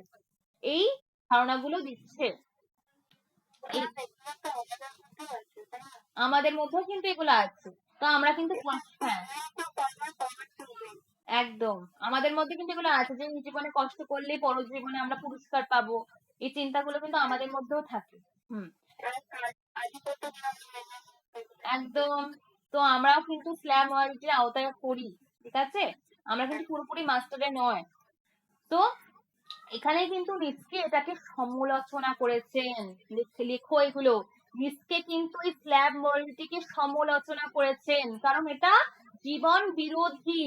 মানুষের প্রকৃত যে শক্তি, সেটাকে দমন করে দিচ্ছে। ক্রিয়েটিভিটি, তোমার মধ্যে যে নতুন নতুন কাজের প্রতি ক্রিয়েটিভিটি থাকে, সেগুলোকে নষ্ট করছে। মানুষকে নির্ভরশীল করে তুলছে অন্যের প্রতি, দুর্বল করে তুলছে। এবং আমাদের যে উন্নতি, এই উন্নতির পথে একটা বাধা সৃষ্টি করছে এই যে স্ল্যাম মোরালিটি। মানুষের প্রকৃত শক্তি সেগুলোকে দমন করছে, ক্রিয়েটিভিটি গুলোকে কমিয়ে মানে একদম কমিয়ে দিচ্ছে। তোমার মধ্যে নতুন নতুন কাজ করার যে দক্ষতা রয়েছে, সেগুলোকে করতে দিচ্ছে না। মানুষকে নির্ভরশীল করে দিচ্ছে অন্যের প্রতি, দুর্বল করে তুলছে। ওকে। তো এটাকে কিন্তু নিচকে সমালোচনা করলেন, স্লেভ মোরালিটিকে নিচকে কিন্তু, কারণ এটা কি? লাইফ ডিনাই করছে, জীবন বিরোধী। তো স্ল্যাব মোরালিটি এটা কিন্তু দুর্বল মানুষের তৈরি নৈতিকতা। এই দুর্বল মানুষগুলোই কিন্তু এই নৈতিকতাকে তৈরি করছে। যারা একদমই দুর্বল, সবসময় অন্যের উপর নির্ভরশীল হয়ে থাকে, তারাই কিন্তু এই নৈতিকতা গুলো তৈরি করছে।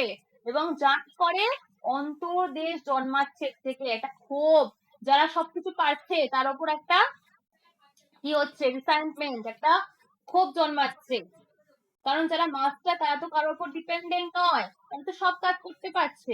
কিন্তু এদের একটা ক্ষোভ জন্মাচ্ছে তাদের প্রতি, যেখানে দুর্বলতাকে গুণ এবং শক্তিটাকে দোষ বানানো হচ্ছে। বলছে দুর্বলতাই হচ্ছে গুণ, আর শক্তি, যার মধ্যে শক্তি রয়েছে, এই শক্তিটাকে কি বলছে? এটাই হচ্ছে দোষ। তো নিচকের মতে এটা মানুষের উন্নতি বা শক্তির বিরুদ্ধে কাজ করছে। তো স্লেভ মোরালিটিতে কিন্তু দুর্বল মানুষের নৈতিকতা, যেখানে দুর্বলতাটাই কিন্তু গুণ হয়ে যাচ্ছে, এবং শক্তিটাই কি? দোষ, দোষ হয়ে যাচ্ছে। and Nietzsche call this feeling, this resentment, যেটা বললাম একটা ক্ষোভ, যে তুমি সবকিছু পারছো, এখান থেকেই কিন্তু মাস্টারে কিন্তু যেটা বলেছিলাম, তুমি সবকিছু পারছো, তুমি কারোর উপর ডিপেন্ডেন্ট নও। তো এখান থেকে কিন্তু স্লেভ মোরালিটিতে যারা রয়েছে, তাদের কিন্তু মাস্টারের ওপর একটা কিন্তু ক্ষোভ জন্মাচ্ছে, একটা অন্তর্দেশ, চেপে রাখা ক্ষোভ জন্মাচ্ছে, একটা অন্তর্দেশ জন্মাচ্ছে। এবং এটা, এই ফিলিংটাকে কিন্তু বলা হচ্ছে কি? রিসেন্টমেন্ট, জেলাসি, অ্যাঙ্গার, এগুলো কিন্তু এখানে হচ্ছে। হুম। তো নিচকে ক্রিটিসাইজ স্লেভ মোরালিটি, মনে রাখবে, নিচকে কিন্তু ক্রিটিসাইজ করেছে এটাকে, কারণ এটা কি করছে? লাইফ ডিনাই করছে, জীবন বিরোধী এটা। মানুষের প্রকৃত শক্তিটাকে কি করছে? দমন করছে। তোমার মধ্যে তো অনেক কিছু রয়েছে, সেগুলোকে আসলে আসতেই দিচ্ছে না, ঠিক আছে? তোমার প্রকৃত শক্তিকে দমন করছে। তোমার মধ্যে যে ক্রিয়েটিভিটি, সৃজনশীলতা রয়েছে সেটাকে কমিয়ে দিচ্ছে, তোমাকে অন্যের ওপর নির্ভরশীল করে দিচ্ছে, তোমার উন্নতি হতে দিচ্ছে না, উন্নতির পথে একটা বাধা সৃষ্টি করছে। তুমি এবং তোমাকে যে আত্মনির্ভর তুমি হবে সেটাও হতে দিচ্ছে না, তোমাকে বাধা দিচ্ছে তোমাকে। তো এটাকে কিন্তু তিনি ডিনাই করেছে, and he believes it suppresses strength and creativity. নিফসি কিন্তু সবসময় মাস্টার মোরালিতে যা যা বলা হয়েছে, স্ট্রেংথ, তোমার মধ্যে স্ট্রেংথ থাকবে, পাওয়ার থাকবে, ক্রিয়েটিভিটি থাকবে, এইগুলো থাকলেই কিন্তু তুমি ভালো পথে চালিত হতে পারবে। ওকে, ক্লিয়ার হয়েছে আজকে যেটুকুনি পড়ালাম?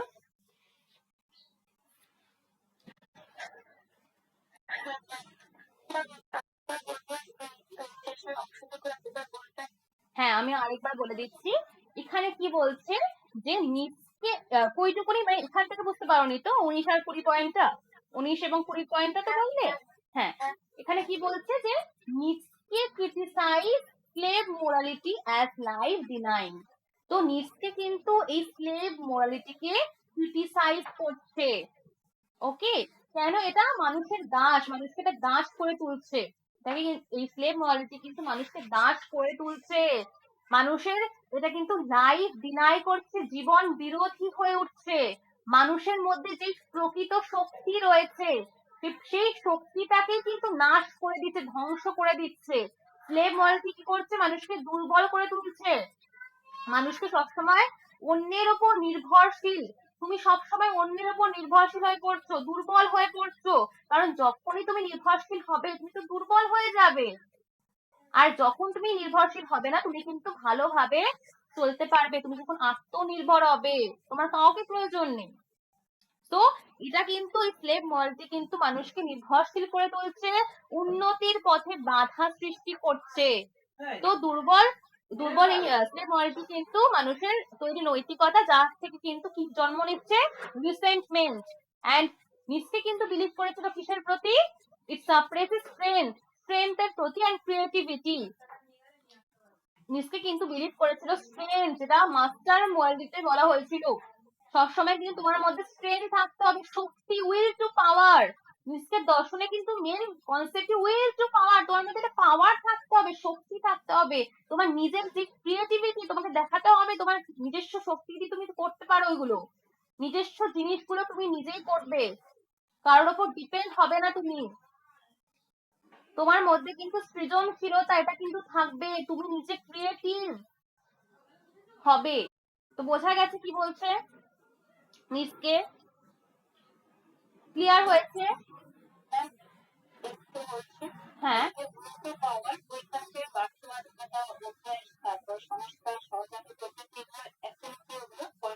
নৈতিকতা, ওটা উইল টু পাওয়ার না, ওটা নৈতিকতার পয়েন্টস গুলো বলেছি। নৈতিকতা হতে গেলে এই 4টে পয়েন্টস লাগে। ওকে, নৈতিকতা আমি আজকে পড়াইনি, উইল টু পাওয়ার আজকে পড়াইনি, ঠিক আছে? আজকে কিন্তু উইল টু পাওয়ার পড়াইনি। ওকে, ওটা পড়া নেক্সট দিন কিন্তু শেষ হয়ে যাবে। হ্যাঁ, ওইগুলো কিন্তু নৈতিকতার পয়েন্ট, ঠিক আছে? 4টে পয়েন্ট কিন্তু নৈতিকতার পয়েন্ট। আচ্ছা, ওকে,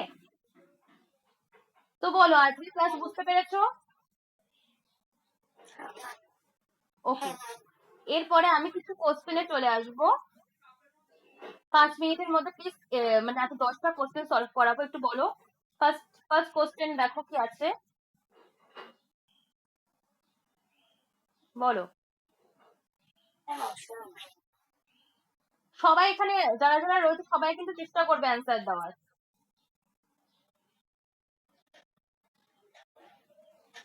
সবাই অ্যান্সার দাও, কি হবে এটা? হ্যাঁ, এরপরে according to Nietzsche nihilism arise when. কখন নিহিলিজম অ্যারাইজ হয়?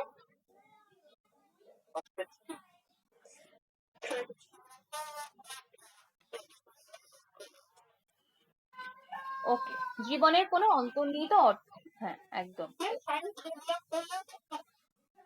সায়েন্স ডেভেলপ করলে না, সায়েন্স ডেভেলপ করলে হয় না নিহিলিজম অ্যারাইজ, এটা কিন্তু ট্র্যাডিশনাল ভ্যালুস কোলাপস, যখন ট্র্যাডিশনাল ভ্যালু গুলো কোলাপস হয়ে যায়, প্রথাগত মূল্যবোধ যখন ভেঙে যাচ্ছে, যে পুরোনো যে বিশ্বাস, আমি কি বলেছিলাম, বিশেষত ধর্মীয় বিশ্বাস, বিশেষত ধর্মীয় বিশ্বাস যখন দুর্বল, কিন্তু আমার অ্যাপ্রোপ্রিয়েট যেটা হবে সেটাই কিন্তু মোর এটা কিন্তু বেশি অ্যাপ্রোপ্রিয়েট। ওকে, যেটা অ্যাপ্রোপ্রিয়েট বেশি হবে সেটাই কিন্তু অ্যান্সার হবে। তো অ্যাপ্রোপ্রিয়েট কিন্তু এটা বেশি।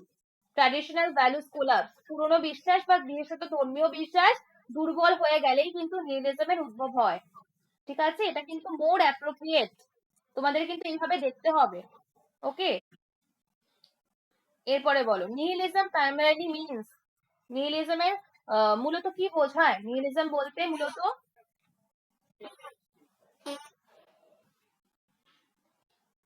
we have killed him, we have killed him refers to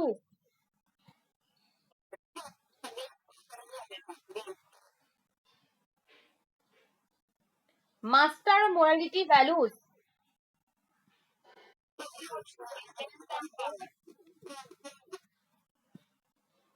In master morality, that means Islam morality originates from, okay. In Islam morality, good refers to,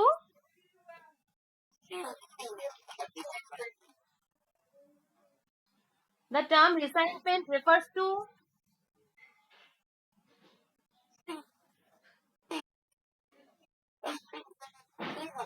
লুকোনো ক্ষোভ। ওকে, লুকোনো ক্ষোভ একদম, hidden resentment. Nietzsche connects slave morality especially with,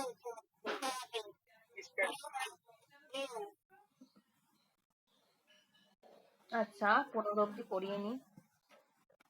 আচ্ছা বলো, nihilism is considered by Nietzsche as, okay, আচ্ছা এটা বলে দাও, the idea of creating new values is linked to,